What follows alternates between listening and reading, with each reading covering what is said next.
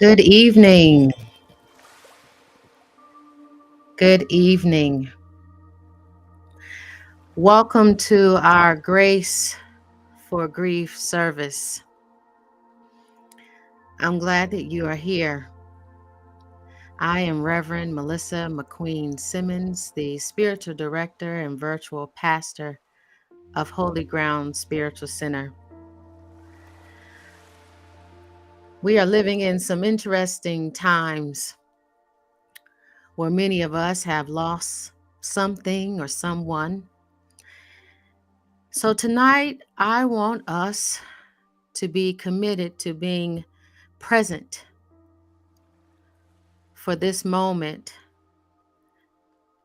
during this time with Lucretia Vandyke.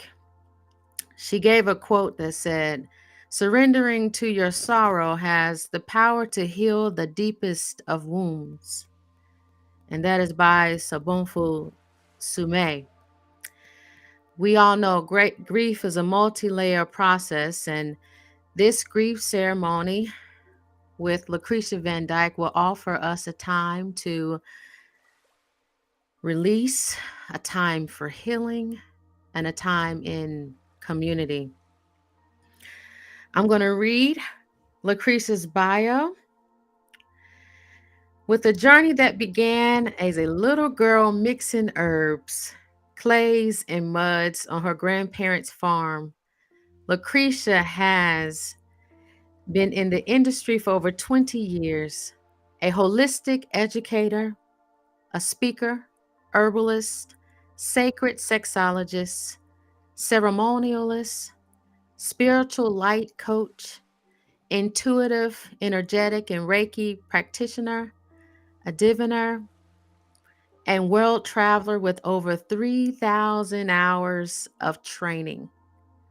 She has studied with some of the great minds of our time and indigenous healers.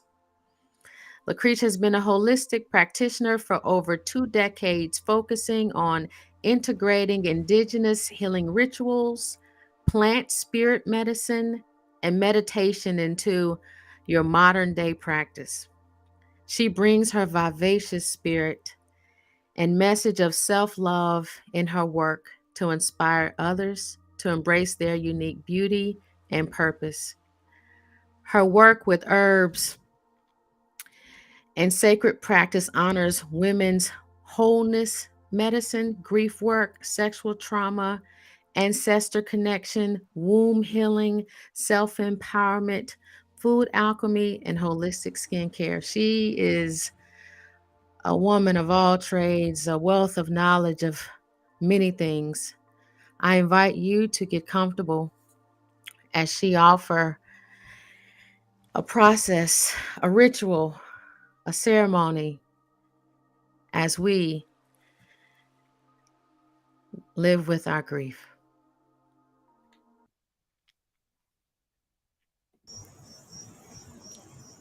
Welcome. Hello. Hello, everybody. Greetings. Thank you so much for Holy Ground for bringing me into the room. I appreciate your work for the community and always bringing the knowledge forward, and that we can all gather in these spaces together to collectively heal and reflect from each other's beautiful glory. As Melissa said, I'm Lucretia Vandyke. Grief has been one of the things that I've been asked to speak about the most in this past 2 years. Each herbal class, ceremony, people are always trying to figure out, how do I move through grief? How do I work with grief? And the interesting thing is that grief seems to have gotten heavier in the past couple years. But I always like to bring the awareness that this is the first time collectively as a planet that we've all grieved the same thing. So on top of your normal grief, we have this added grief, this grieving of an old way, trying to figure out, how do we embrace the new way.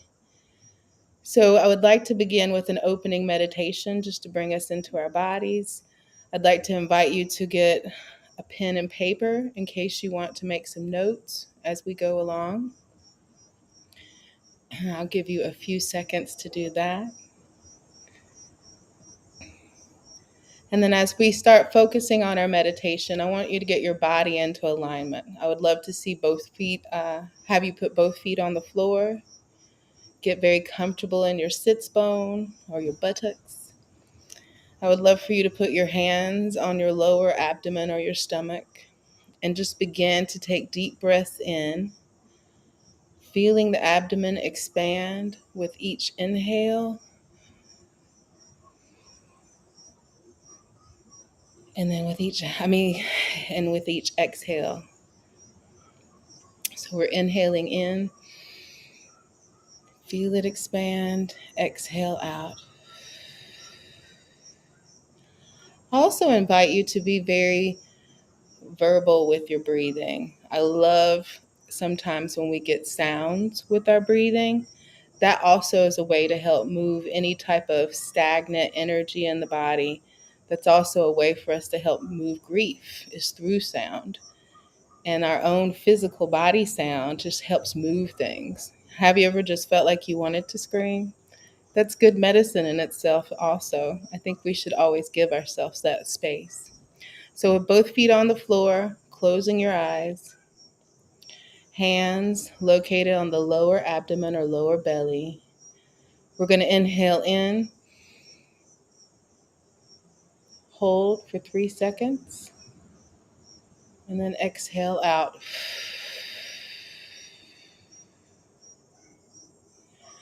And I want you to really feel the breath. Inhale in, belly expand, exhale out. Feel it contract towards the spine. I call this really root work breathing. It helps you root into the floor, helps you root into the body.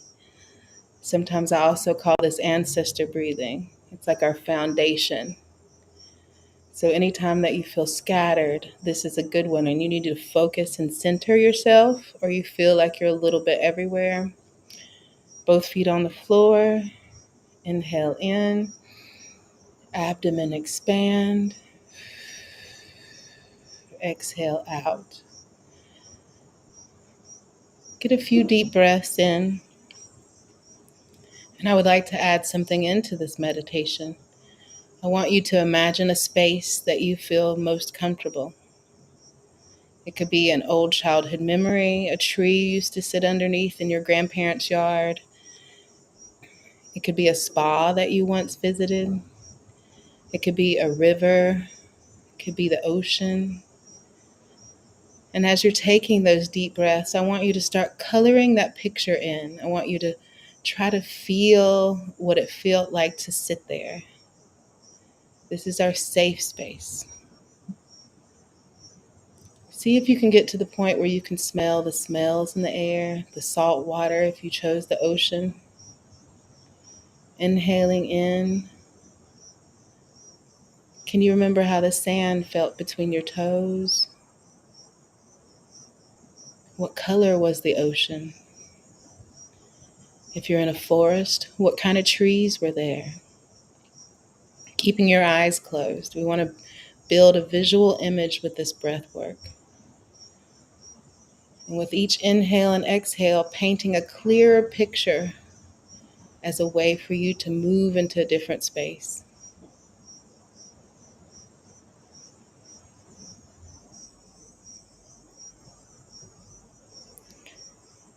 We're going to take about 5 more deep breaths, still painting this perfect image of a place of serenity, a place that feels like home, grounding.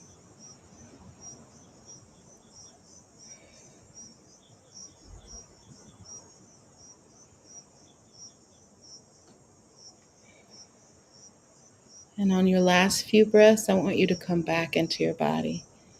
Wiggle your toes and bring the awareness to the room. This first breath technique is one of my favorite ones to teach, because a lot of times we don't sit with us, we don't breathe properly. So breath work is one of the most important things when we're dealing with stress, when we're dealing with anxiety. Sometimes the body is not getting enough oxygen into it. And definitely with grief. I feel like grief can move and get stuck in places. And so when we connect our breath with visual images, it gives us a way to actually calm down. Our breath, the oxygen feeds our brain, helps us become a lot more clearer. So we're going to begin by just talking about what grief is, and what are the types of grief. A lot of times people just automatically associate grief with someone dying.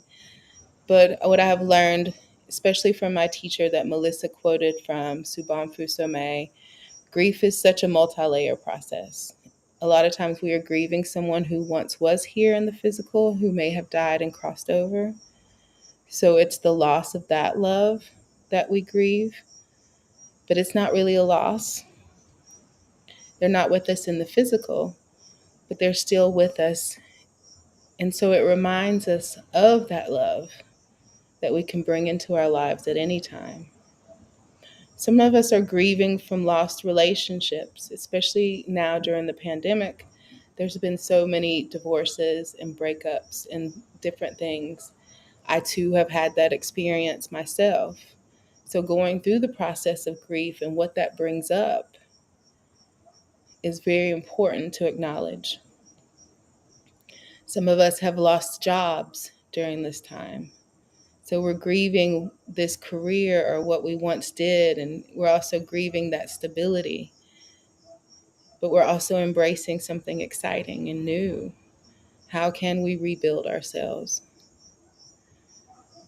And when going back to the thing about relationships, it's been very interesting, the grief process, because we talked about it allows this breaking open. So we get to choose the parts that we put back in there. We get to choose how we move forward. I think it's most important thing about grief and when we get into the anxieties is when we don't honor the emotion that's in the room. A lot of us try to love and light it or try to find a way to stuff it somewhere instead of just sitting with it. I love to acknowledge if there's anger, let's sit with anger for a minute. Let's see what that story is trying to tell us in our body. Do you feel it in your heart? Do you feel it in your stomach? Do you feel it in your shoulders? That can all tell us different stories about ourselves. Sometimes I find with people with, breakups or divorces, they feel this pit in their stomach. And a lot of times that is the area above the navel. Is often called the solar plexus. It's our intuition. So we start thinking about, I should have known, I could have known, I should have done something different. We went against our intuition. But I find that sometimes when we turn those phrases around, we get to also have the power to take that victim into a victor. I did know, a lot of us realize that with our relationships, with our jobs, we knew that we weren't happy. And so these things happen to push us in a direction that we can rebuild ourselves, that we can become our personal alchemist. That's what alchemy is, using all of these different forces to make something new. Alchemists used to turn basic base metals into gold. And I have found that that's one of the things that grief has done for me. In my personal journey, I lost my grandmother very early in life, in my early 20s. I'm at this point where I've spent more time without her than I did with her. And I did all the wrong things with grief. I tried, drinking, I tried drugs, I tried bad relationships, all of the different things to just try to push it in this space where I didn't have to feel it. And it's only when I stopped and really bear witness and I hit a rock bottom with grief that I began to say, okay, I'm going to meet my grief in the room. And oddly enough, that's what the alchemy of that hurt, that pain, that suffering is what ultimately led me to my true purpose in life, was to hold space for other people. It brought me on a journey to finding these indigenous healers. I wanted to heal this part of myself, help this part of myself. And sometimes I don't like to use the word heal because it makes us think that we're broken, and we're not. I want everyone to know you're not broken. There's nothing wrong with you. We don't have to fix things. Grief and our emotions gives us the moment to actually be with ourselves. It actually gives us a moment to step inside of these spaces that we have sometimes blocked out, old childhood memories, and that these relationships that go wrong as far as like with another person or a friendship, those are mirrors to parts of us. Those people are also teachers as well. There was once a quote that said, someone gave me a box full of pain and grief, and it took me a long time to realize that too was medicine. During my what I call my COVID divorce, it was a tremendous heartbreak and trying to figure out how, where do I live, where do I go, what do I do? But what I come to realize is that heartbreak had a reason, had a meaning. It broke me so deep that I had to go and search in myself to see again what was attracting me to these type of people who were emotionally unavailable. It broke open these parts of myself to actually shed some light in areas that I wouldn't have gotten to without that heartbreak. And I always have a mantra, especially these past 2 years, is love may not look like I thought it would, but it's so much bigger than I could ever imagine. I got to call upon my community and find the people who really stand up for me. So that's what these spaces are about. So my personal journey with grief, with my grandmother passing away, transitioning to an ancestor, as I like to call it, she's now an ancestor, is it led me on these travel journeys of who were we before, before we came to America as people of color? Who were we in the indigenous ways? What did they do before then? Because everything was about community. So that's one of your first exercises tonight is I want you to write on that piece of paper, take a mental note, put a note in your phone. Who is your community? And what are the roles that these people have in your community? Is so-and-so really good at, giving you that positive speech? Is, your other friend really great at saying, I need you to look at this a little deeper. This is something that, you're not okay. So we weave together these things and really focus on community. That's the one thing I have found with my travels and seeing modern day how we work is so much different than how we did in the old ways. My teacher, Sobonfu Some, is one of the most brilliant people that I met. 2 years after I got to spend time with her, she crossed over to be an ancestor. She passed away. But she left us so many beautiful pearls of wisdom and knowledge. And she was one of the people who really put it all together with me about grieving and creating the sacred space and personal ceremony for that. She often talked about her village. She's from Burkina Faso. It's in West Africa. And she talks about like if you were alone or a loner person, you wouldn't do well in her community. Because when people were silent or they didn't talk or didn't speak or didn't have anything, someone would stop and just sit with you. And that's what we call holding space. And a lot of times we get really nervous about what do we say when someone has died, or what do we say if someone has a divorce? What do we say if they've lost a job? We just don't know how to just hold space for them. We're always looking to say something to fix it. So if you learn something tonight, we are just here for each other. I'm just here to sit with you. Sometimes I'm here to cry with you. I highly encourage you all to make a list of your community. Also, reach out to your people that you haven't spoken to in a while. Figure out a way to navigate in this new world. It's really important that we have our team. Sometimes that can just be two people.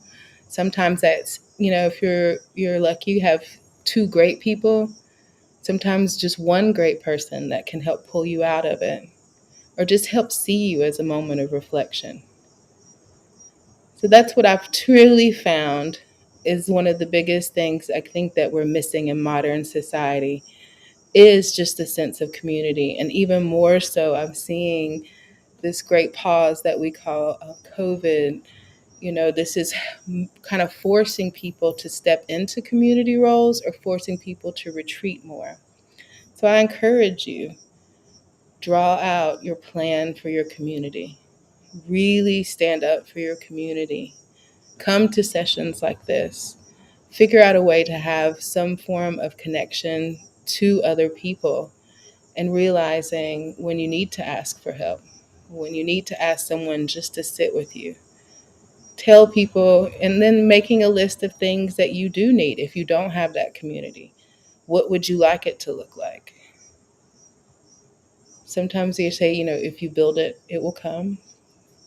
So it's also that intent and that prayer.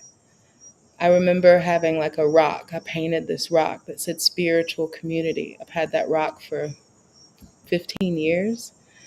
And I kept looking at it and I was like, what do I want my spiritual community to look at? What do I want my tribe family? Sometimes that's your chosen family.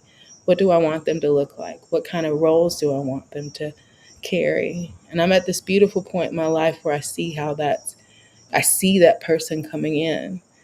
So I really encourage you, if you're having a hard time finding community, start designing the community you want to call in.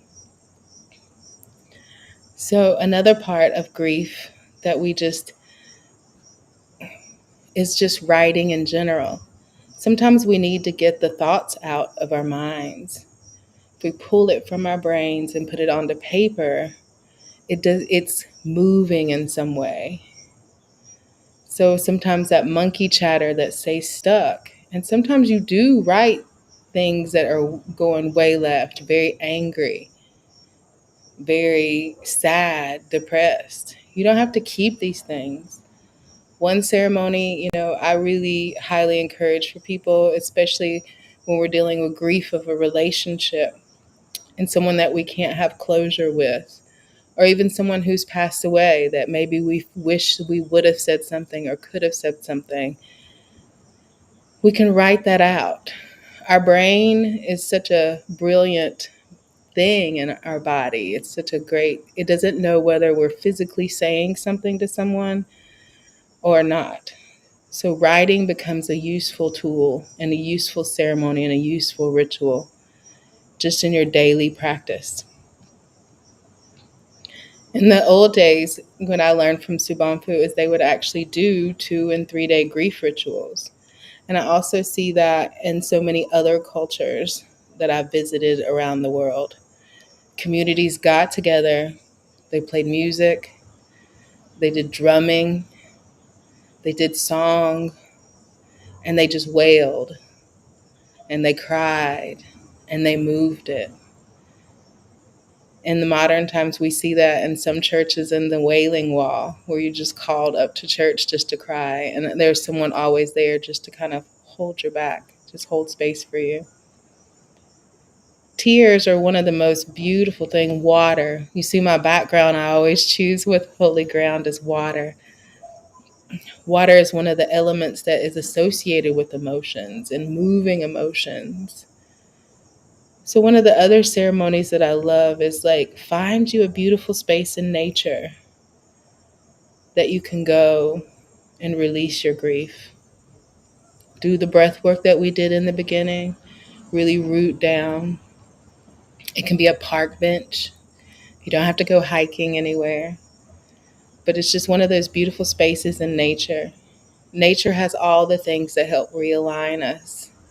Most of the ceremonies and rituals were taking place out in nature. And when I was with Sobonfu, she would have you go out in nature and pick up articles. It could be a twig, a rock, a leaf, a flower.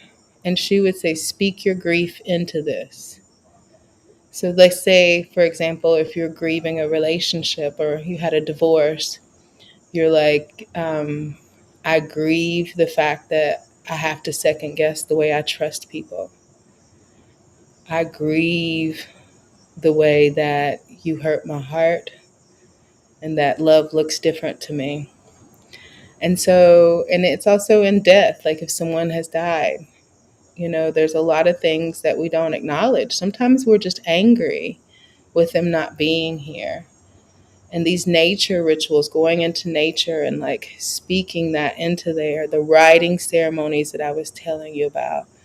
Anger is an emotion to acknowledge, even if someone has died and crossed over. And even if that doesn't make sense, it's still a way to move that emotion and grief through. So, taking your journals, finding a spot in nature, or creating nature in your home. In the beginning, we had some really beautiful ocean sounds, and I had you do a visualization with the breath work. We can create that anywhere you are in your environment. In your car, you can play rain sounds and nature. So even if you're going to pick up your children or you're stuck in traffic, you can have these nature sounds going and like put yourself in a different mental space. Sometimes I like to even add essential oils into that, like the smell of pine or cedar if you love being in the woods. You can put a few drops on a tissue, place it in your car, or if you're at work and you're having this anxiety, you can also create that, bringing lavender. Lavender is a beautiful essential oil for so many things. I also even love it in tea form. But lavender also teaches us something different. One of the ceremonies that I did to move grief when I lost my biological father, who I didn't have a relationship with, it was a sweat lodge. So we thank the indigenous people and the native people of these lands. I really appreciate, and I'm very humbled to have been invited and given the opportunity for that healing space. It was very beautiful to see how they come together collectively to be able to hold each other up. But I learned that in the sweat lodge, you're in there, you're sweating it out, and there's stones that are going. And on the last, so we did 4 rounds. On the last round, she sprinkled these lavender buds onto the fire. And she said, lavender gives us permission that healing doesn't have to be hard. So tonight, I want you to also write that down. I want you to give yourself permission to know that healing doesn't have to be hard. I have to constantly give myself that. I was like, some of the hardest things that we went through in our early years, and we will keep going through again and again. But sometimes we carry the traumas from past lessons and past experiences into our current experience. And we don't give ourselves permission to just say that this can be easy. We've also seen, so we talked a little bit about some essential oils. Let's talk about some herbal products, some herbs that we can take. Your tea time is one of the most beautiful times of reflection that I've found. I studied one time with this Taoist healer. He taught Qigong. Qigong is a movement class in traditional Chinese medicine that helps move the energy in the body because it stays stuck. Sometimes you can just have a dance party in your house. So when we were drinking tea, he would tell us to like I'll use my glass, hold our tea mug to our hearts, putting your elbow up and holding it to our hearts. And it creates a meridian, which is an energy pathway that runs through the body. It's much like a house is wired, our bodies are wired. So taking this warm tea and holding it in your heart, if you don't want to do the elbow, taking both hands and holding your warm tea there. A few herbal suggestions for tea. Lemon balm tea is a beautiful one. I bring up lemon balm because I think it's a very important medicine. Not only is it an antiviral, which it helps keep away viruses, so it's good at this time, but lemon balm is also associated with the heart, healing the energetic heart. It also helps calm the nerves and sometimes calm the stomach, which are 2 issues that we have whenever we're going through grief and anxiety. I find that lemon balm, I like to tell people about it, especially if you're around the children. I feel like we don't focus enough on helping our children with grief, and we're really starting to see that with the rise in suicide rates of very young children, especially in the Black community.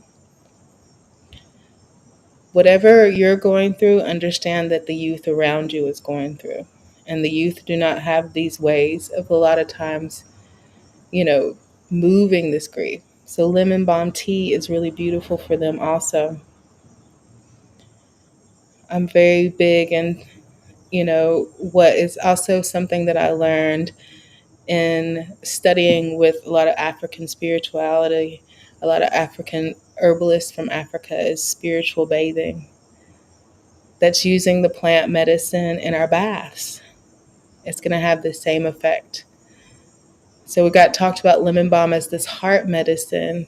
We can brew this tea and put it in our bath water. Water has the power to really heal us in so many ways. You can turn your simple shower into a beautiful ceremony, because a lot of us move so quick, we don't want to take that long, luxurious bath because it's so much trouble. You have to clean the bathtub and all these things. So your shower each morning and each evening can also become a way to connect yourself. It can also be a form of baptism. You speak the prayer, you speak the healing that you want to happen into this water and have this water rushing over you. Close your eyes and imagine as the water rinses over you, it's moving that energy and that grief. Put you a few drops of the essential oils in the shower. Eucalyptus is a good one also. Eucalyptus, as far as spiritually, has always been used to move negative energy in the body. Really great for respiratory anyway, so it's a dual purpose.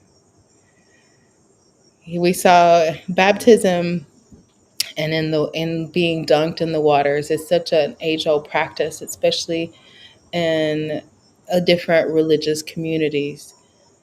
And so that's why I love to really reiterate how we can bring that into our bath water. We can bring that into ourselves. Dr. Emoto he's a very famous Japanese scientist, and he wrote this, book. It's called Messages in Water. And it talked about the way they would play music and repeat words to water and then study how the molecules looked. Negative sounds gave off these really harsh patterns, where positive sounds gave off a more rounded, beautiful pattern.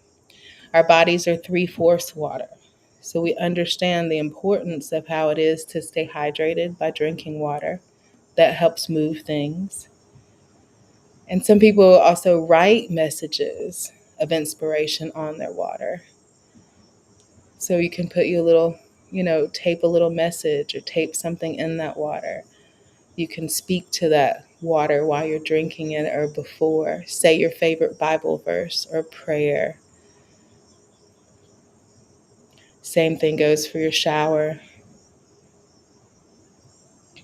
These are very easy steps that you can maneuver into your day. So I'm going to introduce you to another type of meditation to help with anxiety. A lot of people are seeing tapping happen. So I want you to take your fingertips and bring them to your heart space. If you have jewelry on, move it to a different place. But tapping fingertips on your chest around your heart area. And we're going to lightly tap. What this actually does is help the brain emit a chemical to help calm you down. So whenever you're feeling like, a lot of times people, when the emotions come up, we want to shove them right back down. We don't want to acknowledge them. We don't want them to be in the room. And so it gets so stuck in your heart or your throat. So doing this tapping helps kind of signal the brain that I need some more of the good, chemicals that help calm me down. So let's all try that right now. Close your eyes if you want to, and feel this light tapping of the fingertips on the skin if you can.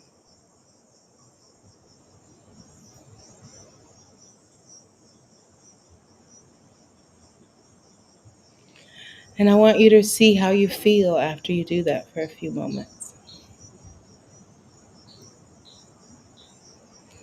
So, when I talk about being a holistic practitioner, we talk about what does that really mean? And then when we talk about grief, I feel like the holistic point of view really comes into play here. So, we talk about the body, the mind, and the spirit. The body is the physical nature. What can you be doing right now to help nourish your physical body? A lot of times we go to junk food and sugar, and the body becomes very dependent on that. So when moving through grief, I love to really encourage people to stop the white processed sugar, replace it with fruit sugars, honey, anything like that. If you're finding that you're craving a lot of sugar right now, because the brain's, the thoughts get scrambled also with processed sugar and processed food. And so the body really becomes actually physically addicted to it. So making the crossover using the fruit sugars or fruit smoothies or honey begins to get you off that. But I also love to really remind people, like, how are you adding sweetness into your life other than your food, other than the candy bar or the cookies, and other than those things? What is something physically that you're doing to add that kind of sweetness into yourself? Do you take yourself on a walk? Someone asked, is monk fruit healthy? Yes, that's a healthier alternative because it's actually a plant. So that's a lot more healthier alternative. It's just whenever we get into the processed sugar, the white sugars, it's been a lot more processed. So it really hits the body in such a way that it causes inflammation, causes foggy brains. Some of the research has been done on the brain saying that white sugar actually has the similar effect of crack cocaine on the brain. So it's why you can't get clear. The oxygen levels are very scrambled. So the deep breathing and helping remove the white sugar from the body really helps the physical part of it. And the one thing is like also in your physical body, how are you moving? I have multiple playlists on, my Spotify or, even a YouTube list for different moods.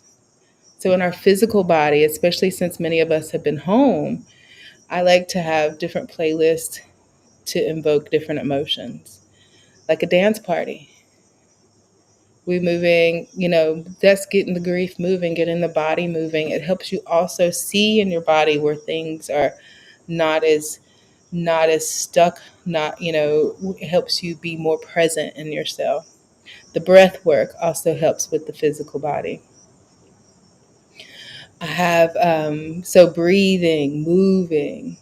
Someone asked a question about raw sugar and molasses. Yes, those are both. Raw sugar is better. But I really like to, I think it's a great step in the right direction. It's not been as processed as much. And like blackstrap molasses and things like that also have medicinal values and medicinal purposes. So that is a very good shift. Anything to get us off of white sugar. So let's get back. And so those are things that help us with the body. Dance. Um, I really feel like how much we're moving, even walking around your yard, even walking around the room in your house, doing jumping jacks.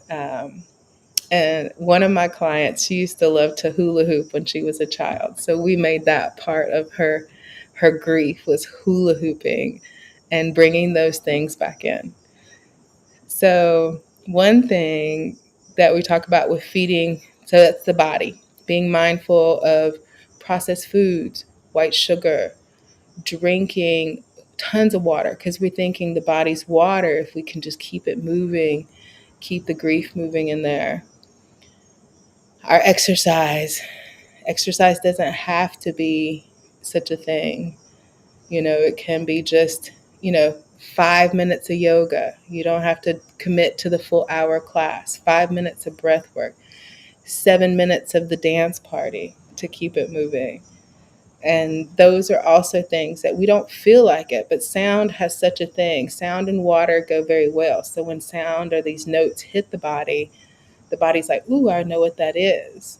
So, like, I have different playlists, like my spiritual meditation playlist when I want to feel like more centered. And then I have my like kind of bad girl playlist or bad person, like one that's like, I really want to get this party started.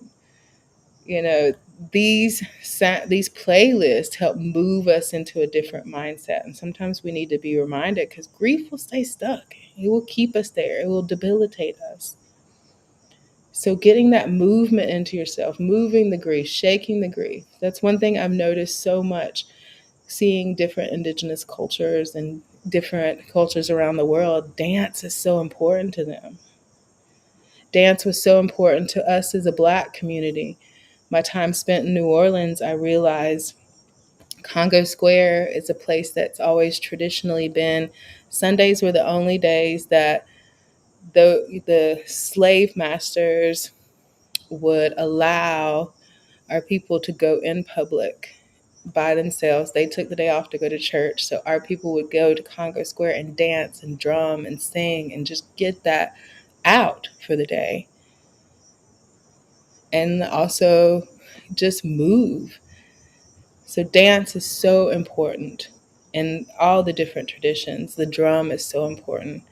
So I always like to have those tribal things because the deep bass in the drums, the deep tribal connection helps with our root, helps with our lower chakras as they're called. We could spend a whole day on chakras. So, yes, your dance party. Yes, your movement. Yes, feeding the body. So that helps nourish the physical body. So let's talk about the mind, the breath work that I told you in the beginning, getting oxygen into the brain. Sometimes we just need to breathe. They always had people who were hyperventilating, like breathe into the bag. You don't have to really do that, but nasal breathing, closing the mouth and nasal breathing, and sometimes alternate nasal breathing. So, like closing one side, taking deep breaths in, closing the other side, and taking deep breaths in. Those things help calm both the left and the right hemisphere of the brain. So that can help with the mind. Writing. I told you, writing out your angers, writing out your sorrows, writing out your sadness. Also, writing out your joys. Keeping a gratitude journal is really a beautiful medicine right now because sometimes it's so hard when you're deep in grief to even see what to be grateful for. Sometimes when I've been so deep in grief, I'm like, I'm grateful for that one red flower I saw today. I'm grateful for leaves, like I'm just grabbing. And I made a suggestion to someone to keep, to take pieces of paper and each day write something that she's grateful for. She had lost her son and was in deep grief for over 7 years, and she met me. And so I'm like, I gave her this activity. She did that activity for a year. And at the end of the year, or any day she was sad, she would pull one of those tabs out that had something to be grateful for. Sometimes it is the chocolate ice cream. Sometimes it is that Starbucks you had on the way to work. Grab. But I'm like, we celebrate ourselves and like what kind of joy we want to call into our lives, what kind of happiness. Even at the most tragic times, sometimes it's still beautiful, and our ancestors want us to do this, is to celebrate our joy, celebrate ourselves, celebrate that. So write about your joy. Sometimes it could be just that someone was nice and smiled to you that day. I'm grateful for that. Sometimes it's like I heard my favorite song. So reintroduce joy into your life in those ways. That helps with the mind. What helps with the spirit? The spirit is one of the most interesting things because we know, like, the Holy Spirit, it's like something that's invisible, but it's so much a part of ourselves. And we only see how much it is a part of ourselves when we see someone who's crossed over or died and we feel the body. And there's so much, the spirit is so huge. I often giggle and I'm like, this is kind of a meat suit that we're wearing, and it's the spirit that really animates the person. And when someone crosses over, that spirit is so big, it's even bigger and it's freer. So how do we nourish our own spirit? I think it's remembering our childlike joy. That's why I enjoy so much Melissa's daughter and being auntie, and is playing again. I'm always in that element of trying to find things to keep me always playing, keep that childlike spirit in myself. I even carry bubbles with me and those type of things to blow bubbles even when it's bad. But also getting in the floor and playing with children, being around children, thinking about the things. One time I took myself to a trampoline park and, I bounced it out.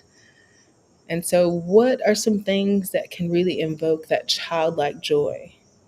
The coloring books came really in. So, even coloring is one of those things. If we have any questions, please put those into the chat and they'll kind of translate those to me. So, true holistic wellness only happens when all three of those parts are in alignment: the body, the mind, and the spirit. So, I gave you a few suggestions. So, homework until the next time we see each other, or you can always email me as well and let me see your homework. Is how are we nourishing our body? What are we putting into our bodies? Are we getting enough movement in that day? How are we nourishing our mind? Are we breathing? Stop and breathe. One thing I also like too is a lot of times we stay so tense in our bodies. So what I like to do is actually set reminders in my phone sometimes to rotate my shoulders and breathe. Sometimes that's very important if you're really stuck in deep grief. Set these little chimes or a little mantra or some kind of prayer to come out every 2 hours so you can check yourself, pull yourselves out of the hole sometimes, have this awakening. Schedule your dance parties into your phone. You don't need anybody else there for your dance party. You can move it yourself. Also, creating those sacred spaces. One thing that I'm really into is candles. This one I created myself. I do these sacred intent candles that have certain herbs and things in there. So it's like a prayer candle for certain specific things. And so I really love even having a specific place in your home that you can go and sit and reflect, that you can light a candle, that you can do the breath work, that you can do the journaling, that you can also cry. Those tears are a baptism for the soul. They remind us of where love was, is, and always will be. And it gives us the inspiration to keep expanding our lives and finding that love, giving that love, being with community. Even sometimes it's great to just schedule times to really connect with people. We get so busy. I actually schedule in, so often every 2 to 3 weeks, trying to schedule in physical time to be like, how are you? What are you doing? How is things going?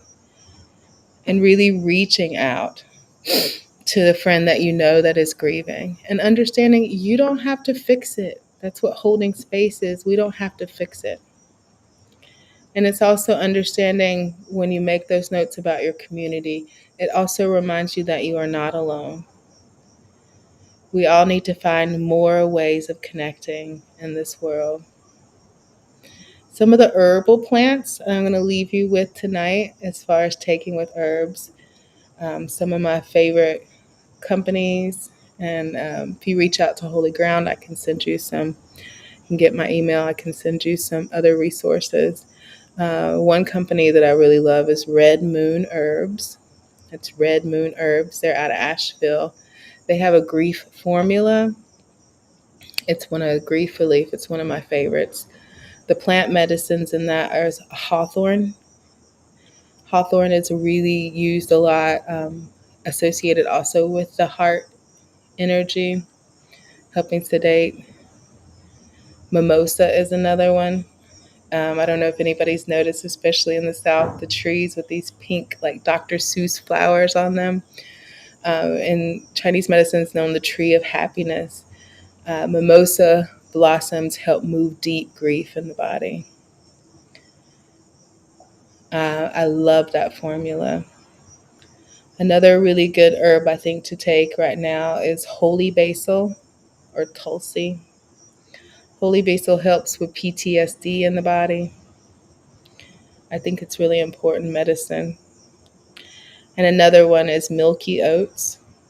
Milky oats helps restore the nervous system, especially when you've been through so much trauma. It doesn't give you like a high or it doesn't sedate you, but it helps the nerves be able to communicate with each other a lot more. So we remember about creating your sacred space, buying yourself flowers or gentle reminders are very important right now. Figure out the way that you can actually create these little micro relaxation spaces for yourself, doing some of the homework that I gave you tonight, honoring the body, honoring the mind, and honoring the spirit. The spirit is one of the most important things. You know, we also paying attention to our youth and how their spirit is. My teacher, Sobonfu, always said by the age of 5 in her village, they can see where a child's spirit is going to thrive or going to die. And so that's why community is even more important, is how we can see each other so much more clearly, even in our adult years. How we hold space for that and see our unique beauty and understanding how that is important medicine for the world. Your uniqueness and your own personality. And I think it's also building ancestral altar spaces. When someone's crossed over, in a lot of traditions, we light candles, but we also keep this space. It's like an ancestor altar space that has like a candle, water, flowers, all of the different things that we can still keep tending to that person, keep doing things to honor that person. I bring mine coffee, and sometimes I sit and drink coffee with them and talk to them. You know, I'm like, ooh, what kind of day did I have today? So again, that ancestral altar, sacred space becomes really important, especially for people who are no longer here in the physical. We can buy flowers for them. We can still speak to them. They can still move through us. And I also love to do acts of really acknowledging that person. I lost a very dear friend of mine, and she would bake cakes for people. So in her honor, to keep her spirit alive, I love to take people cakes and sweets and good things like that. So that's my way of honoring her and keeping her spirit and her legacy alive. So figure out if you've lost someone that has died, figure out what their legacy is and how you can carry it on in the community. So we're going to end with a one last meditation. And this one's going to really focus on the heart area and the shoulders. So closing your eyes, putting your feet on the floor. And I want you to press the shoulders back. Really see that. If you have a lot of resistance, you know, there's some work that you need to do to opening up the heart. The tapping would be great. The stretching is great. So we're going to close our eyes and we're going to lift our chin, taking a deep breath in, shoulders back, expand, exhale. So deep breath in, shoulders back, exhale. You can put some shoulder movements in there and some neck movements in there. Again, this one's one we talked about, the first one being a grounding one. This one is almost the one I call it like a breath to God, a breath to spirit.